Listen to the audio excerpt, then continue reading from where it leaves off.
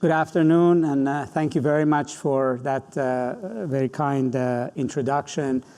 And I'm very grateful to NYU Abu Dhabi for inviting me here. It's good to be back in Abu Dhabi, and particularly it's very good to visit this institution. I had heard a lot about it, but I had not had the occasion to be here, and it's truly impressive to see the extent to which this institution has grown in such a short period of time. The Middle East has obviously been in the center of U.S. foreign policy for a very long time, and that policy is in a state of flux. There's a great deal of continuity with the way in which the United States thought about the Middle East, but there are also some important changes happening. And I think it has to be put in the broader context of what is happening to America's perception of itself in the world and what matters to America going forward. Looking at the Middle East, it tells a lot about the inner thinking of American foreign policy, the way in which national interest is calculated and understood, and how this is changing over time. And one of the interesting things about the Middle East is of all the major foreign policy areas that we think about, transatlantic relations, Asia, other sets of big regional issues for the United States. This has been, for a long time, probably the most important one, the one on which you had presidential campaigns decided and debated in our recent history. But it's actually the one that started changing before all of the others, and in important ways.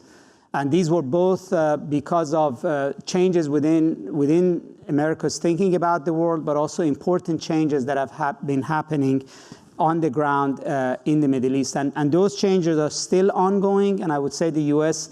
is trying to grapple with what is the right level of engagement with this region, what is it that it really wants in this region.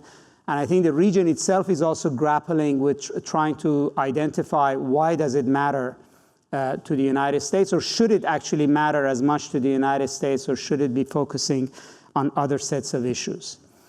So, the most recent focus on the Middle East for the United States, at least towards the end of the Cold War, was basically on two very important issues, and that was oil and the security of Israel. These were the two important drivers for why the Middle East featured very importantly. Oil was a critical commodity to American national interest, and after the oil boycott of 1973 and the OPEC price hikes of 1974, Americans found an obsession with oil which only would be later on matched with their obsession with Al-Qaeda. There's sort of a singular, unquestioned view that this is absolutely imperative for American security. And Israel, is essentially a domestic American issue, and it has been for a very long time. So every president, every administration is concerned with the security of Israel, although that security issue has changed over time. There used to be an actual physical threat to Israel's border by large Arab armies. The United States' involvement in the Middle East helped alleviate that. For instance, the Camp David Accords helped remove the largest military threat to Israel by essentially neutralizing Egypt, and then taking out Syrian Air Force and capabilities, neutralized Syria, and then I would say perhaps the first containment and collapse of Saddam Hussein. Ultimately, systematically, the U.S. removed threat from the three largest Arab countries to Israel. And I would say a corollary with this became the issue of management of the Palestinian issue, which still is there to some extent. As the U.S. made it its business to help Israel manage the Palestinian issue. And finally, the U.S. was concerned with containing chaos in the Middle East. Of all the regions that the U.S. dealt with, and it really mattered to it, the prospect of chaos and instability was always greatest in the Middle East. And since 1979, this chaos and instability was associated with Islamic fundamentalism and with Iran. And in fact, if you looked at the year 1979, 1980, three critical events underscored this. One was the Iranian Revolution and the toppling of America's closest ally, a bastion of stability at that point in the region, the assassination of Anwar Sadat, and then the siege of the Grand Mosque in Mecca, which coincided with also a Shia uprising in the eastern province, which sort of brought both instability from traditional sort of, say, Sunni extremist side and the one inspired by Iran from the Shia side. And so this idea that the Middle East could collapse into further revolutions became also a preoccupation of American foreign policy. Now, it looked at, for a period, at least till the end of the Clinton era, that the U.S. had come up with a satisfactory security architecture for the region, which was a close collaboration between the United States and a group of Arab allies, led by Egypt at that point in time, that would either manage even relations with Syria and Iraq internally, but would create a coherent chain of regimes in the region that ultimately would look after and further the U.S. interest in exchange for American support and American financial subsidy, particularly in the case of Egypt. So these regimes would keep their own domestic house in order, which was important, no more chaos, would keep Iran out by denying it room to actually be able to export its revolution, and then would help the United States to actually manage the Palestinian issue. So, they would hold Arafat's hands as the U.S. went through a series of failed and promising conversations about a final settlement with the peace process. And then this last one, now we're seeing, maybe the Trump administration is making one last attempt at this, but this is sort of a part of, if you would, an industry in American foreign policy, sort of the peace process industry. I mean, it's the whole part of American foreign policy establishment on the Middle East has been raised and bred on this idea of a peace process. Now, and the success of this was largely also reflected in the fact that I think by the end of the Clinton era, you had relative stability in American policy towards the Middle East. It's almost like an aircraft carrier on sort of cruise control in the ocean. The assumption was that Middle East is extremely important because of oil, because of Israel, because of fear of chaos and export of revolution. But the solution was also there. So this Arab-American alliance was managing the Palestinian issue without major disruption. Israel's border was secure. The price of oil, or the relationship and flow of oil, was in America's interest. And above all, Iran was largely defeated and caged in its own box. In the early years after the Iranian Revolution, there was an attempt to export the revolution. There were uprisings in Kuwait, in Bahrain, in Pakistan in particular. There was a major sectarian clashes. And also in Iraq, there was an attempt by Iran to export its revolution to Iraq. But with the exception of Hezbollah in Lebanon, where you actually didn't have a state, Iran was actually unable to export the revolution. Not only export the idea of Islamic government outside of Iran, but also even the fundamental idea of a republican empowerment of the people, which is at the basis of Iran's sort of Jacobin revolutionary ideals. That idea didn't also travel outside of Iran very, very, very much. Now, the picture actually changed largely not because of something happened in the Middle East, but something that happened as a consequence of managing Middle East's issues, which is that a large number of the Middle East countries allowed a large number of their disgruntled activists to go to Afghanistan. And they created, if you would, a nucleus that ultimately we first knew them as the Arab Afghans, and then we knew them as Al-Qaeda, to become a force that became a game changer in the Middle East. It was sort of a second generation Islamic fundamentalism, which is not about building large parties and mass movements to overthrow regimes in the Iranian style, but was rather about terrorist activity. In other words, Islamic fundamentalism through Afghanistan went from its Lenin phase to its Che Guevara phase, right? And they proved to be actually quite effective because they did not have to actually take over governments. They did not have to challenge governments. They rather went particularly after American targets, and they were able to change the dynamic in the Middle East. So the 9/11 attacks created a new obsession about the Middle East. More important than oil, than stability of Israel, or that general chaos, it was about terrorist threat from the Middle East. And the perception that the stable regimes in the region could contain their own domain, but they could not address the Al-Qaeda issue. The Bush administration essentially came up with the idea that there has to be a final solution to the problem of the Middle East. And this final solution laid in reforming Islam and also doing away with dictatorship. In other words, Al-Qaeda's rise was blamed on social frustrations that ironically the United States was responsible for. If you really thought about it, that it had supported authoritarian regimes that were not producing jobs, were creating frustration, were exporting their frustrated people into Afghanistan and other places, and now they had to deal with the consequences.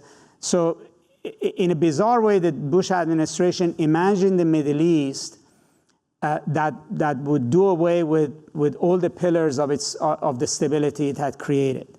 I think the irony was captured when then Secretary of State Condoleezza Rice gave a speech in Cairo, at the sort of height of Mubarak regime, making a speech about democracy and arguing that decades of investment in authoritarian regimes had not brought the United States stability.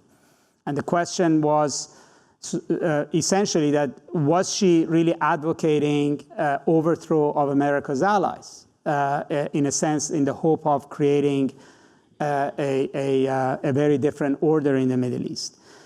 And ultimately, I think the Iraq project, in large measure, although it was marketed on the basis of the weapons of mass destruction, and as then Deputy Secretary of Defense Paul Wolfowitz put it, that was just a convenient administrative argument. But in reality, the idea largely was that a democratic Iraq would be a game changer for the Arab world. It would usher an era of democracy. Democracy would help reform Islam, and even the Arab-Israeli issue would be resolved in a democratic Middle East. And as we know, it didn't happen that way. That actually Iraq ended up creating a vacuum in the core of the Arab world. It ended up weakening America's authoritarian allies without actually supplanting them with something more like a stable democracy. And it also, for the first time, put to question the entire American project in the Middle East. It led to imperial fatigue. Now, as the United States spent, at least between Afghanistan and Iraq, close to $3 trillion on wars that did not produce the outcome they wanted. It also created a scenario in which the kind of an Arab-Sunni wall that contained Iran developed a very big hole, which was Iraq. Iraq went from being ruled by Sunnis to being ruled by Shias.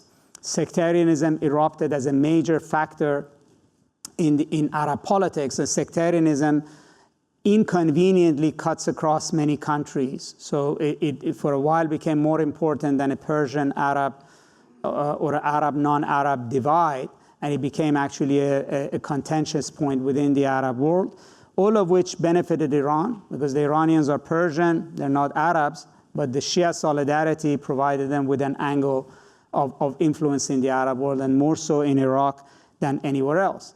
And the outcome of the Iraq war was what Iran had not been able to gain through ideological expansionism, it actually began to gain through just pure political imperial expansionism. So Iran began to develop, to gain territorial basis in the Arab world, which it had not had, and not on the back of its revolution, but on the back of exploiting the dynamics of Arab societies. And it actually became a far bigger headache. Iraq had a peculiar impact on Iran that it both threatened Iran and unleashed Iran at the same time. So the language of the Iraq war was very much directed at Iran. So Baghdad at breakfast, Tehran at lunchtime. That if the United States was able to liberate the holy city of Najaf, that it would undermine Iran's ideological view of Shiism. The manner in which the US was willing to invade an Arab country was clearly a direct threat to Iran. So Iran felt threatened by Iraq, but at the same time, Iran found tremendous amount of possibilities in the collapse of Iraq. And that actually encouraged the worst, if you would, geostrategic calculation in Iran, which is it led it to invest in the very apparatuses that it needs to be active in the Arab world, which is building militias and building influence on the ground.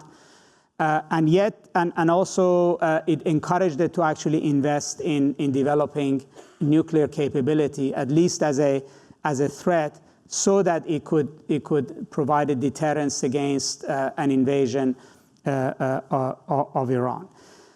During the Iran-Iraq War of 1980 to 1988, Iranians had developed a military doctrine which was referred to as forward defense. In other words, the best way for Iran to protect itself against the Arab world was actually to be in the Arab world. And that ultimately, when the Iraqi government collapsed after the US invasion, that idea of forward defense became embodied in the fact that Iran can never allow Iraq again to become a centralized power outside of Iranian control. That would be an existential threat to Iran. So for many years, the United States had contained Saddam. The Iranians were convinced that had Saddam not gone into Kuwait, he would have been back at Iran again.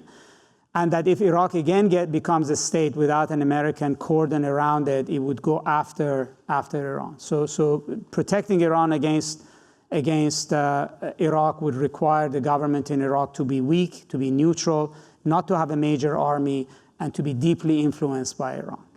And this actually led Iran to continue to invest in ways in which it could control Iraq, and ways in which it could keep the United States out of Iraq, which was insurgency, militias, the kinds of activities that we continue to see associated with Iranian operations in Iraq. And then once that military doctrine began to become embellished in Iraq, it became Iran's essential military doctrine in the region. So in that sense, the Iraq war actually was counterproductive. It weakened America's presence in the region.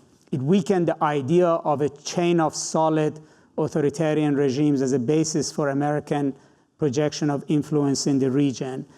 It for the first time problematized the Middleeast in the eyes of the American public. That is it really worth $3 trillion and so many dead soldiers? And finally, it also ended up actually empowering or giving breathing room to the largest, if you would say, counter-American nemesis in the region, which is Iran. So the Iraq war actually ended up creating the basis for a much bigger Iranian headache. That was the case when Saddam Hussein was still in power. Now, President Obama understood many of these issues. So he got elected on the back of his objection to the Iraq war. In fact, one of the issues that helped him defeat Hillary Clinton was that she had voted for the Iraq war and he had not.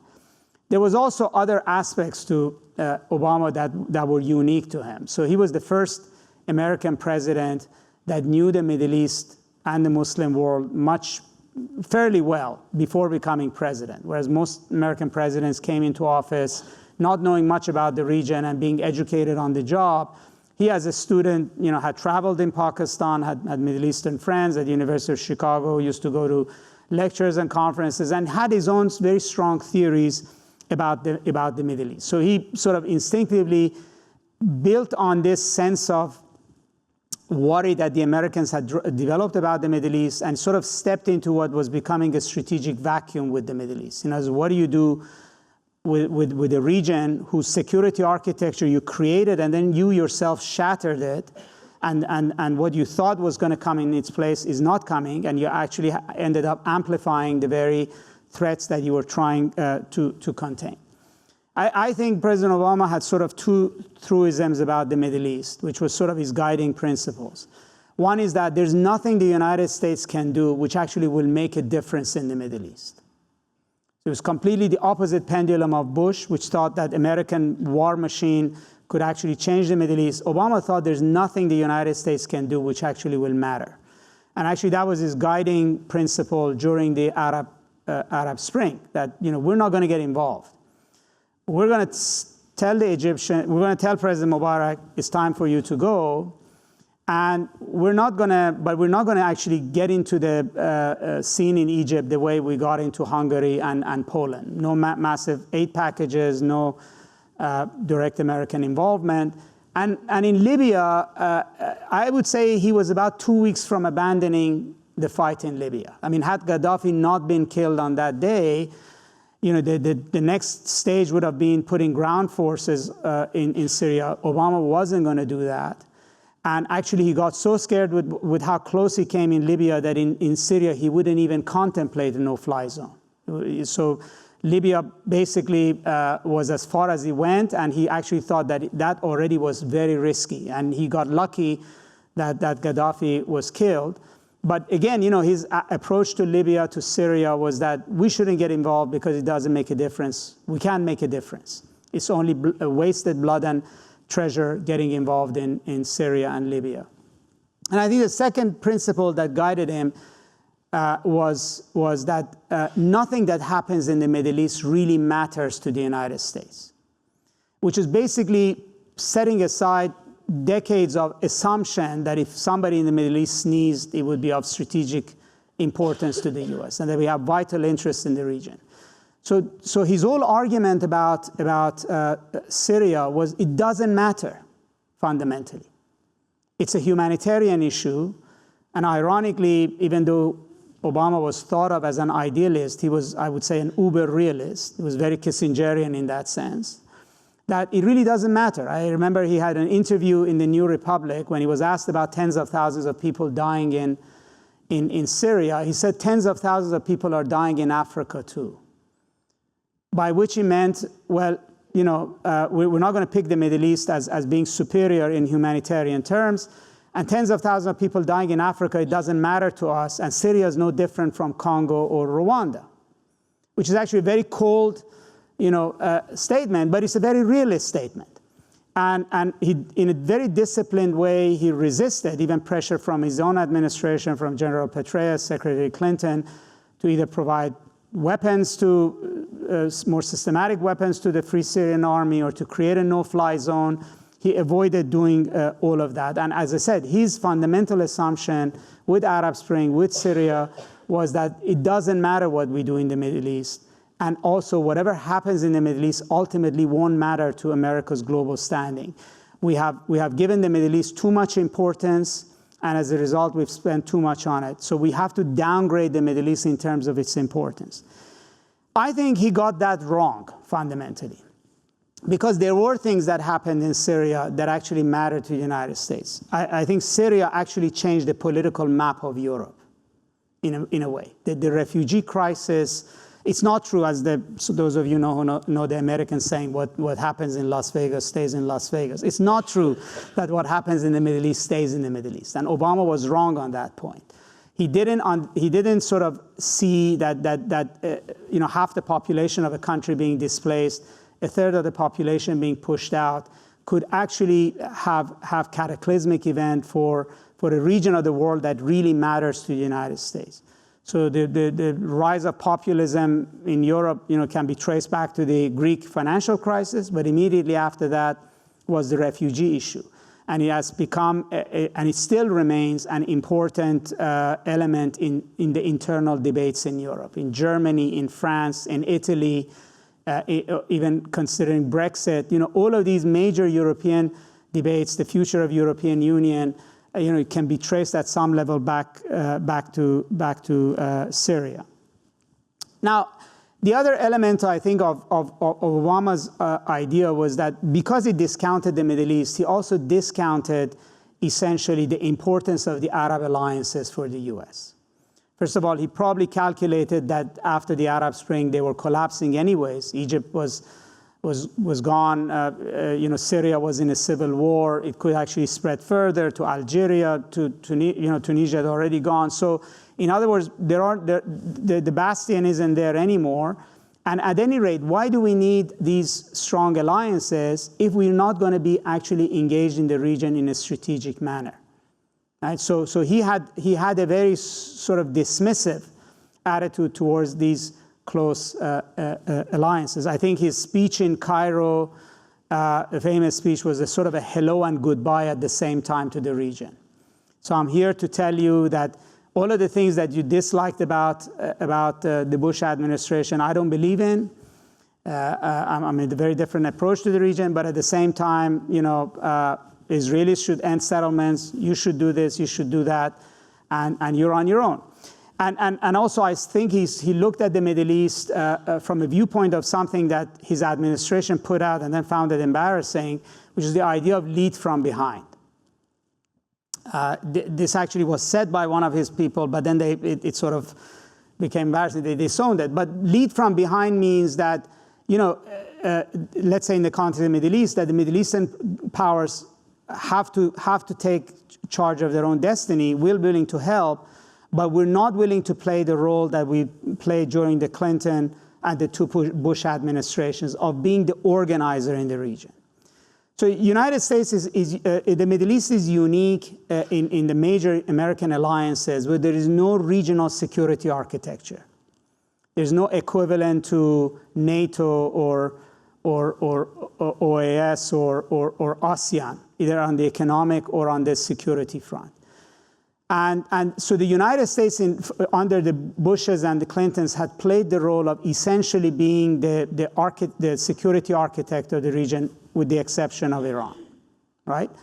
Obama distinctively was not interested in this. He was not interested in the United States playing this role. He wanted the region to lead, and then the United States would be behind it. And again, a very telling sentence is when he told Jeffrey Goldberg of The Atlantic that Saudi Arabia has to learn to live with Iran. You have to learn to share the region, which is basically, we're out. You got to figure it out on your own. And when he signed the Iran nuclear deal, he refused to compensate the region with a security pact, right? So we will enter into some kind of a security agreement. What he was willing to do was to sell weapons if anybody wanted to buy, which means that you take care of your security, we'll support you, but we're out, right? And all of this fit his pivot to Asia strategy, which also at the material level, he thought that the United States could not really focus on China either diplomatically or militarily without reducing its diplomatic and military footprint in the region. So, you have two aircraft carrier groups sitting off of the coast of Bahrain. You need them in South China Sea if you're going to interdict Chinese developments there.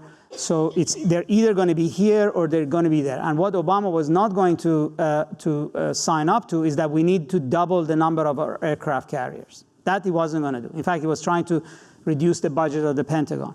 So it was almost imperative for him to sort of shift the security responsibility to the region itself. Irrespective of what a mess we had in Syria or Libya, that was his prescription. And so therefore it's not without cause that many in the Arab world were sort of whiplashed by Obama's strategy, that all of a sudden that he was abandoning the region for Asia, he was abandoning security in the region, And he was dismissive of the very things that had created a relationship, a security strategic relationship between the United States and the region. Now, another controversial part of this was the way he played Iran. Of course, Obama had much more room to pressure Iran because he had the trust of Europeans. So he was able to put more sanctions on Iran, more so than Bush, because there was a relationship of trust that he's not going to go to war. And after all, the greatest asset Obama had was that he was not George Bush. That's also the way the Nobel Committee saw it. It sort of was an anti-Nobel. In other words, there was hatred for George Bush, meant anybody, that you would just reward the next president who's not George Bush on a lot of issues right out the gate. I think it was a Nobel Prize to the American people for electing Obama in a way.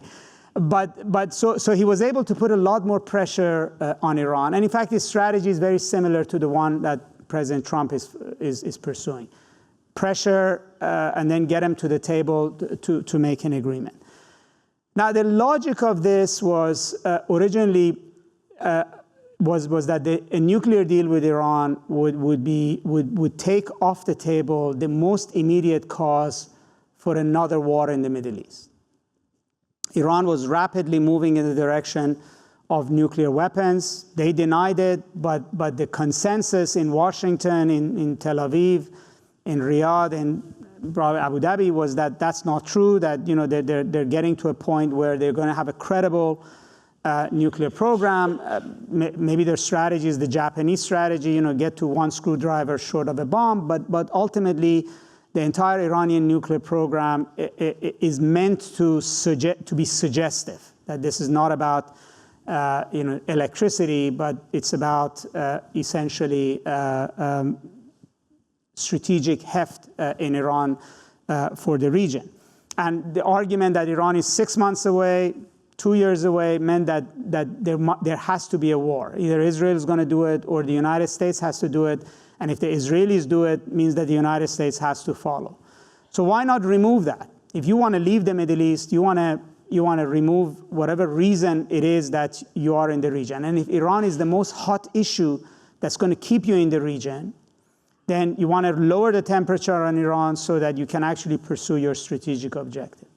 So he approached the Iran nuclear deal, essentially, as I said, not as Nixon going to China, but rather as the kind of deals that Brezhnev and Carter used to make during the Cold War. A limited nuclear deal that would essentially reduce the Iranian threat, create certain parameters around it. And I think from very early on, both he and the Iranians made an agreement in those very first meetings in Oman that you can't have denuclearization like you're talking about with North Korea. That's going to take forever. And secondly, you can't have everything on the table because you're going to be talking forever. So ultimately, what is your most important priority is that Iran would not get a bomb.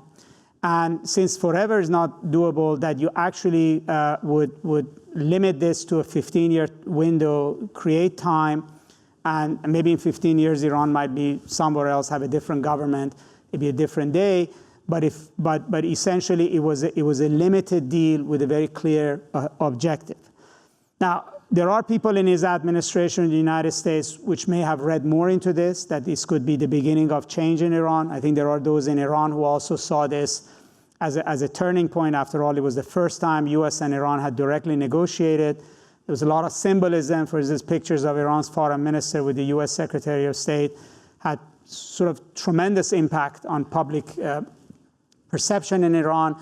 You had a deal that ultimately had the support of the supreme leader. And then I think the Obama administration was surprised with the fact that the Iranians didn't cheat, or at least were not caught cheating by the IAEA, because the expectation immediately was that there's going to be cheating. And in fact, on some aspects of this, the consensus in Washington was that Iran doesn't actually have the technical ability to deliver what is promised. Like, it cannot dismantle its plutonium plant in a 6-month time frame. And so the surprise was that it actually went through. But I think there's a point at which President Obama went further, which is what was he willing to offer the Arab world in compensation for this deal. And there, I think he showed, as I said, showed his hand that he was not willing to make any commitments to the Middle East. That the purpose of the Iran nuclear deal was to free the United States from the Middle East, not to tie it to a NATO commitment, right? So in a sense, the idea was that, the Iran nuclear deal would be sort of the goodbye act for the United States in the region. This would be the way in which he would get out of the region. And then I think the other important issue is that the way the nuclear deal happened is that, and particularly some of what President Obama said, including what he told Jeffrey Goldberg, was that the United States was going to move somewhere more in between the Arabs and Iranians. So for the first time, the U.S. was talking more to Iran than the Arabs were. If you went back to Bush and Clinton years, the U.S. was not talking to Iran at all. The Arab capitals actually were talking to Iran on varieties of issues, and they had more normal relations. This was almost reversed during the nuclear deal, where the Secretary of State was talking far more frequently with his Iranian counterpart, and actually began to deal on a whole set of other issues like Syrians and Iraq. And for instance, it's sort of clear that the last change of prime minister in Iraq, not the one under President Trump, but when not before Adel al-Mahdi, Abadi became prime minister, was actually sort of a coordinated move between the U.S. and Iran, that Maliki has to go, is a cause of ISIS, and therefore the choreography of how you remove Maliki was done by Iran. But there was a lot of literally one-on-one phone conversations that took place between Secretary Kerry and Foreign Minister Zarif about this issue. And there was a lot more that sort of a thing that might have happened at that point between some Arab foreign ministers and the U.S. And this obviously was a sort of a shock to the system in the region. Many of America's allies saw this as giving Iran a green light, that Iran again is going to benefit because it also is reducing, just as America is reducing the Iranian threat, Iran is reducing the American threat, and then America is also leaving the region. So Iran basically will have much more of a strategic breathing room in the region. And maybe in America people thought that, okay, that this will strengthen the moderates and that'd be good, but many in the region didn't see it that way. They just saw that this would actually strengthen the security apparatus in Iran, which is not what you want to see. Now, President Trump came in. There's actually a lot more continuity, I believe, at some levels between him and President Obama, but with some major differences. He, I think, also fundamentally is not committed to the Middle East, not in the way in which previous Republican administrations were. So he's opposed to military engagement. So his position in Syria is not that different from President Obama's. His position on Afghanistan is actually now has gone much further than what Obama was willing to do. And generally the idea of military deployment is not something he supports. And I think both of them are tapping into the war fatigue that the Iraq war produced. And I don't think that's going to necessarily change with the next American president. It'd be a very uphill climb to convince the American people of a war in the Middle East in the way in which we saw in Iraq. Where the difference is that President Trump is simultaneously trying to contain Iran without engaging in the Middle East. He's also trying to rebuild alliances with the Arab world, and particularly now the only standing part of the Arab world is in the Gulf region. And in that sense, it's a big break from the Obama administration. But it's, I think, open to question to what extent President Trump is willing to cheerlead as opposed to actually taking the lead in containing Iran. So President Trump moved out of the JCPOA agreement, both for domestic reasons, because his constituency didn't like the deal.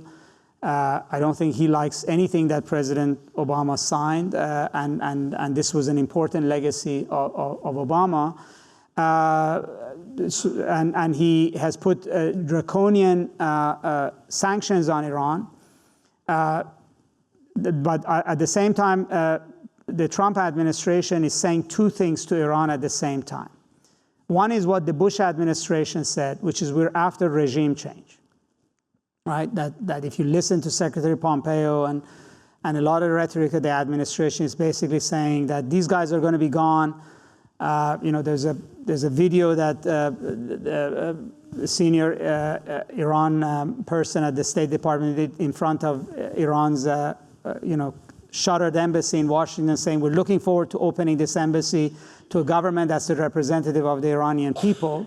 He didn't actually give a date, but the insinuation is very clear that we're looking for a different government to deal with. So this is very much in the rhetoric of the Bush administration. But at the same time, they're also using the sanctions with a view to bring Iran to the table, which is the Obama administration's argument. And so there is, if you would, multivocality in the language of the administration. I think there's a sense that President Trump is probably more interested in talking, although maybe not so much after today. It didn't quite pan out in Hanoi. But until now, at least, the argument was, look at North Korea.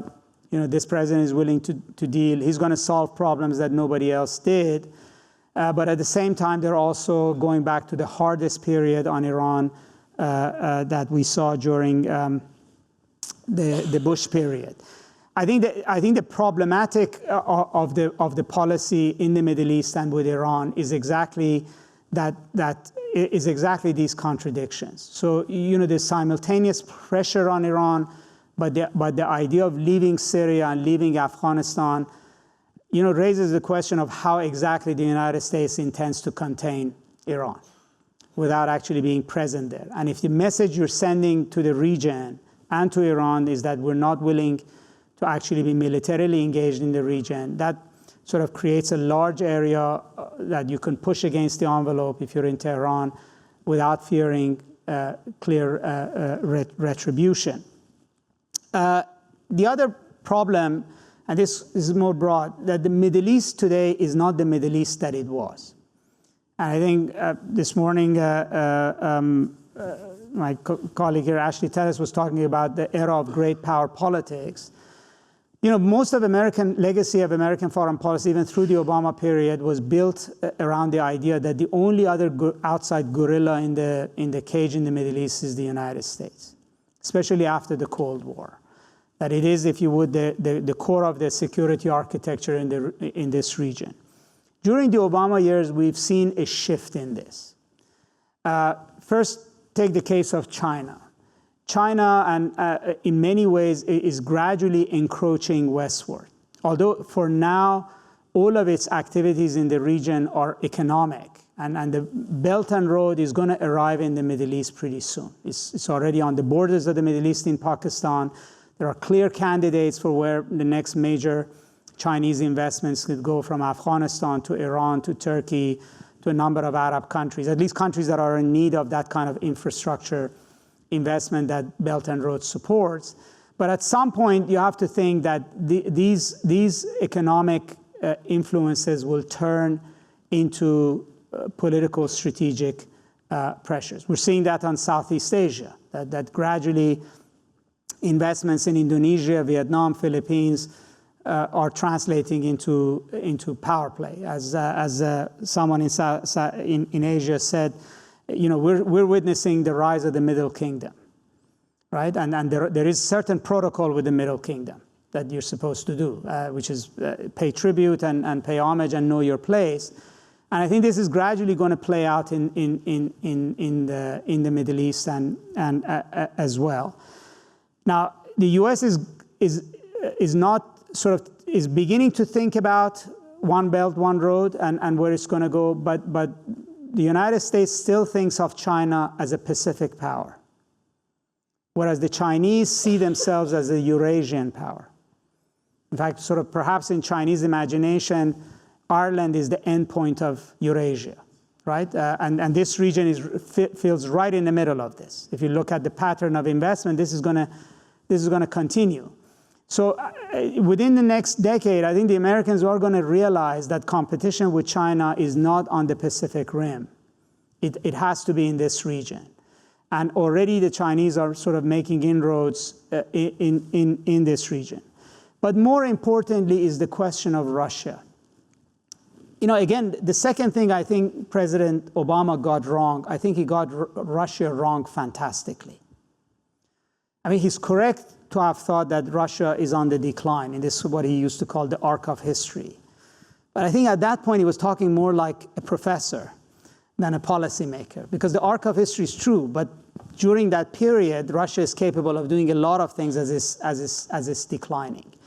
And I think he misunderstood or underestimated Russia's interests in the Middle East and misunderstood Russia's ability to execute in the Middle East. And particularly his administration, I would say the foreign policy establishment in Washington, completely underestimated Russia's ability to get into Syria and to succeed in Syria in ways in which the US thought was impossible.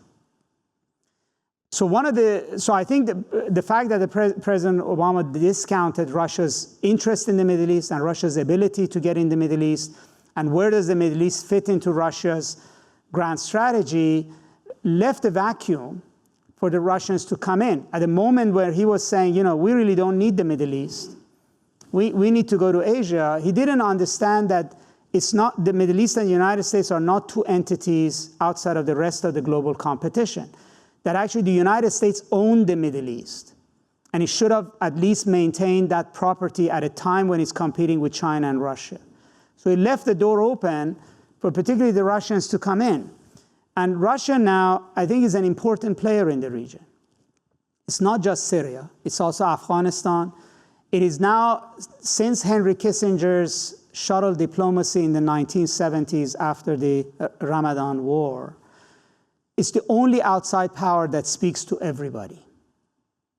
From the Syrian opposition to Assad, to Israel, to Iran, to the Gulf countries. It has varieties of relationships. It has a stable oil and gas relationship with Saudi Arabia and OPEC. It has a strategic partnership with Iran, which again, I think is being discounted to everybody's peril. The investments of Russia in Iran is much more strategic than is understood. You know, the two have fought and successfully fought a war together. They started from intelligence collaboration to military collaboration. It is a deep state to deep state relationship, which actually runs through the Revolutionary Guards, not through the Iranian civilian state. The Russians, now the question is, why does Russia care about the Middle East? You could go back to the Tsars always cared about warm water ports in the Gulf. But it's more about Russia's general perception of itself as a great power and its areas of control and interest, which is, you know, is now expanding its way into Eastern Europe, pushing NATO back, and also pushing the United States as far back from its southern shores as possible. The Russians and Iranians share an interest. They don't want the United States in the Caucasus. They don't want them in Central Asia. They don't want them in Afghanistan.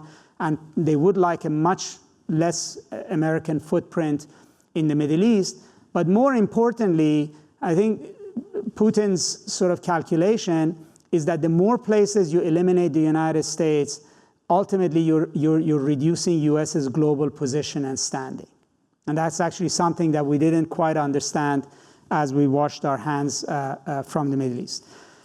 So in some ways, you know, for the United States, and I still think that the Trump administration's policies towards the Middle East ignores the strategic depth that Russia is providing to the biggest problems in the region, which now includes Turkey as well. This idea of an axis between Ankara, Moscow, and Tehran, which has been growing and is now essentially deciding the fate of Syria, between them, is going to be a problem in terms of a coherent U.S. policy. And going forward, American policy in the Middle East has to be as much about Russia as it is about Iran.